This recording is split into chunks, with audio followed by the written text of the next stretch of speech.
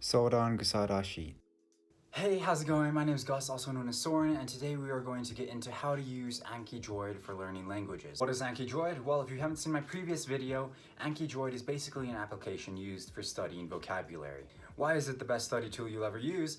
Well, with studies done as far back as 1885 with German psychologist Ebbinghaus to even up to last year with studies done by the National Academy of Sciences, memory is found to be highly dependent on two factors. Those two factors are the number of times that we review material and the time between each of those reviews. AnkiDroid uses these factors so that you can effectively learn vocabulary without having to make a complicated schedule. However, just how do you use AnkiDroid? If you are new to using AnkiDroid, the layout and options can be difficult and confusing to navigate. Therefore, this video will be a quick guide on how to use AnkiDroid. Note, this video will not cover uses of AnkiDroid for either chess or med school and will focus mainly on AnkiDroid for language learning.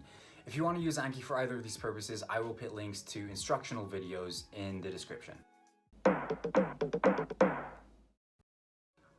Once you have the app installed, you can load in a vocabulary deck of your choosing from online where they have seemingly thousands of decks in every language. Or you can do what I do, which is create your own deck to which you can add the words you want to learn.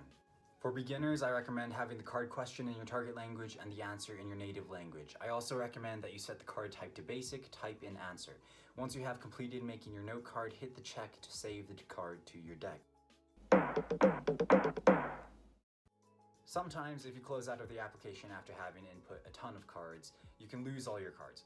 I unfortunately learned this the hard way and lost 600 vocabulary words along with 2 hours of my time. To avoid such a traumatic event, make sure to hit the sync button after you add new cards or do your reviews, which will save your progress. Here you can see that the card that I added earlier is in the example deck. The blue color number on the left is a new card I have to study, while the green number on the right means that it is a review. Clicking the big study button will take you into your daily reviews. After answering, your answer and the correct answer will both appear. The red signifies where you got wrong and the green where you got right, but reading the answer can tell you immediately if you're right or wrong. If you are wrong or felt that you haven't learned the card well enough, you can select again, which returns the card to your deck to be studied again. If you are right, you can select the easy option or higher. While normally I ignore this option, if you are unsure or in the mood for partially lying to yourself, you can also choose the good option.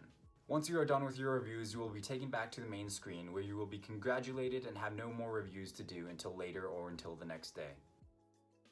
Now we've covered the general uses of AnkiDroid, like how to make vocabulary cards, how to use sync to save those vocabulary cards, and how to actually review the vocabulary cards that you make.